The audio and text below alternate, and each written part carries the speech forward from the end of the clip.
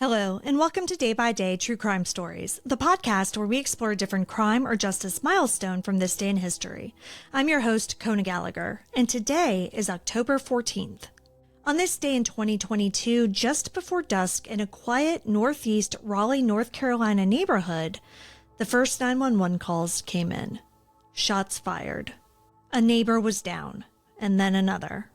Within minutes, police were converging on Raleigh Way, and by nightfall, 5 people were dead, 2 more were wounded, and a city that had long seen itself as safe was trying to understand what had just happened.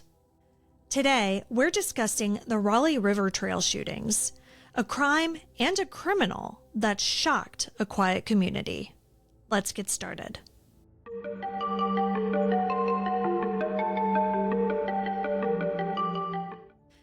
October 14th, 2022 began like any other Thursday evening. 52-year-old Nicole Connors was sitting on her front porch with her dog Sammy. Her neighbor, 59-year-old Lynn Gardner, was in the driveway nearby, and the pair was chatting like they often did.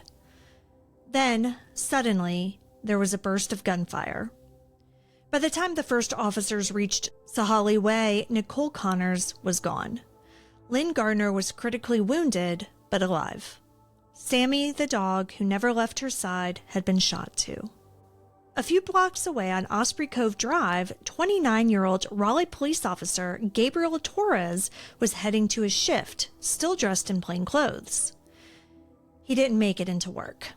Witnesses said that the gunman opened fire as Torres passed in his car. From there, the shooter moved toward the woods and into the heart of the Neuse River Greenway Trail, a paved stretch of nature that winds for miles through trees and creeks. On that trail, he killed 49-year-old Susan Carnatz, a mother of 3 who loved to run on that route nearly every evening. He also killed 34-year-old Mary Marshall, who was walking her dog and counting down the days to her wedding. It wouldn't be until after the shooter was identified that the first victim was found. 16-year-old James Roger Thompson. He was the shooter's older brother. As calls flooded in, dozens of officers fanned out, pushing deeper into the woods that bordered the trail. By 6:42 p.m., nearly 90 minutes after the first 911 call, they had the suspect cornered near a cluster of weathered outbuildings off McConnell Oliver Drive. The shooter was a 15-year-old boy. When officers moved closer, he opened fire again. Officer Casey Clark, 33, was hit and seriously wounded. The police returned fire, about 24 rounds, before pulling back to form a perimeter. For more than 2 tense hours, they called out over loudspeakers, trying to coax the teen to surrender. The scene was dark and quiet except for the rustle of leaves and the echo of commands through a bullhorn. Finally, just after 9:30 p.m., SWAT officers breached the outbuilding. Inside, they found the suspect with a self-inflicted gunshot wound to the head. Near him was a shotgun, a handgun, and a hunting knife. But he was still alive, though just barely.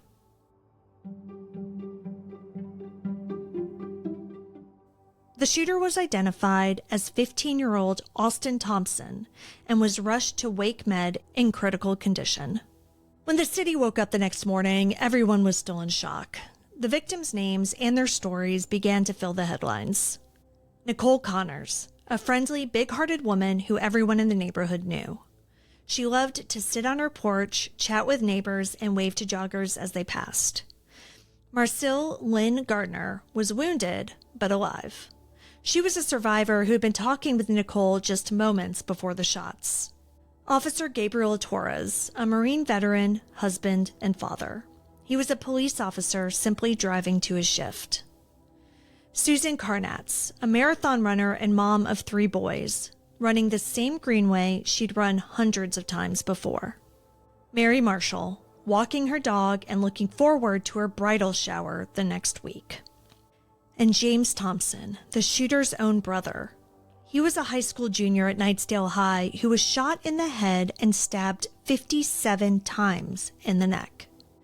In the weeks that followed the attacks, investigators released their official 5-day report.